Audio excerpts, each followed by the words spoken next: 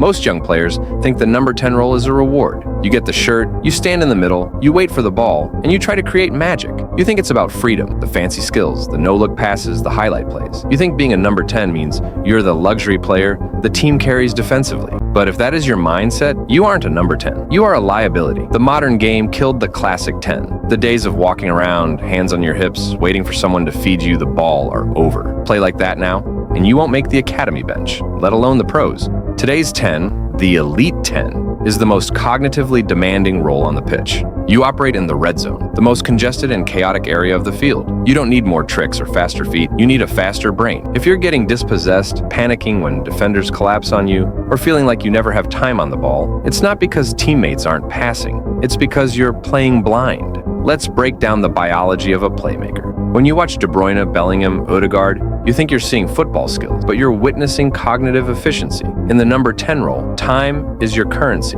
In the center of the pitch, you face 360 degrees of pressure. A winger has a sideline. A defender has the goalkeeper. You have threats from every angle.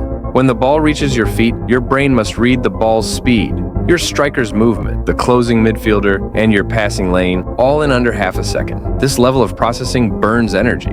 There's a reason elite playmakers look exhausted even when they haven't run the most. Their brain is using more glucose in 90 minutes than a student during an exam. You aren't just battling the opponent's fitness, you're battling your own neural fatigue. If you can't sustain high concentration for the full match, your technique collapses in the final 10 minutes, exactly when your team needs clarity. If you wait until you touch the ball to decide, you're already dead. The amateur brain works in sequence. Receive, look, decide, act. The elite brain works in prediction, scan, decide, receive, act. That difference, 200 milliseconds, decides whether you produce a masterclass or lose possession under pressure. You must stop training only your feet to be faster and start training your nervous system to process information sooner. This is the blueprint to becoming a playmaker who controls matches. The first protocol is what I call the Geiger counter. Coaches always say, check your shoulder, but they never teach how. Most players do it lazily, turning their head but absorbing nothing. You must scan like a Geiger counter, detects radiation, fast, constant, intentional. Premier League midfielders scan 6 to 8 times in the 10 seconds before receiving. This creates time dilation. When Messi or Zidane seem to slow the match down, it isn't magic. It's information. They've built a 3D map of the pitch before the ball arrives. There's also the decoy scan. Elite players use their eyes to deceive. They glance dramatically toward the left wing, not to pass there, but to shift the defender's weight and open the real lane. Your eyes are a weapon. By controlling where you look, you control where defenders move. If you manipulate the defensive shape before touching the ball, you've already won. Here's the drill. Stop doing static passing exercises. They do nothing for a number 10. Train by dissociating your eyes from the ball. Pass against a wall. As it travels, look over your right shoulder. As it rebounds, look over your left. Control, pass, repeat. You are forcing your brain to break the habit of ball watching. If your eyes are glued to the ball, you are blind to the game. Protocol 2 is pocket anatomy, the physical mechanic that separates pros from park players. It's about how you stand in the pockets, those tight spaces between defenders and midfielders.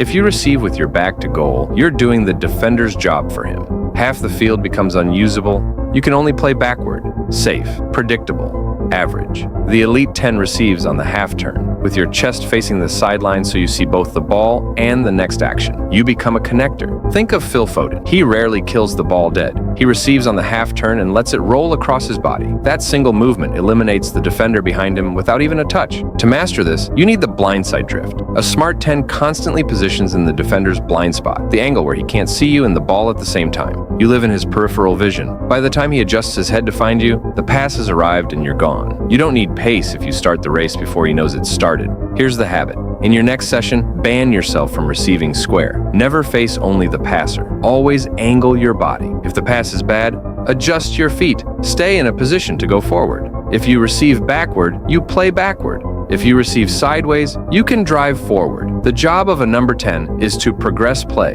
not simply retain it. The final protocol is the hardest for your ego, the assist paradox. Young players believe a great number 10 must get assists, so they force the Hollywood pass. They ignore the simple 5-yard pass to chase the 40-yard through ball that defenders read easily. The truth, De Bruyne doesn't hunt assists. He hunts the correct decision. Because he consistently chooses correctly, the assists come naturally. If you force creativity, you become predictable. Defenders cheat because they know you'll attempt the difficult pass. But if you're disciplined, playing simple when simple is right, retaining when retention is needed, you lull them. they relax. And when they finally step out of position, the killer pass appears wide open. This also requires selective amnesia. In this position, you will lose the ball. It's a mathematical certainty when operating in high-density areas. The average player loses the ball and hides, afraid of embarrassment. The elite number 10 loses it and demands it again instantly with the same confidence. Your confidence cannot come from your last action. It must come from your next one. You must also understand game rhythm. Sometimes your job is to accelerate play with one touch. Other times, you must slow it down. Put a foot on the ball, draw a foul, let the team breathe.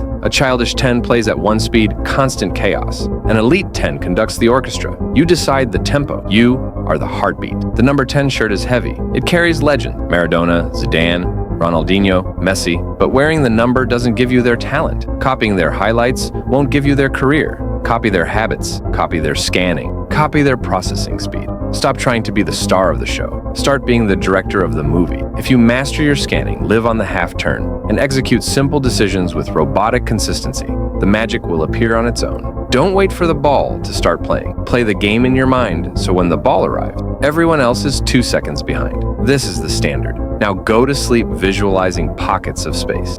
Go work.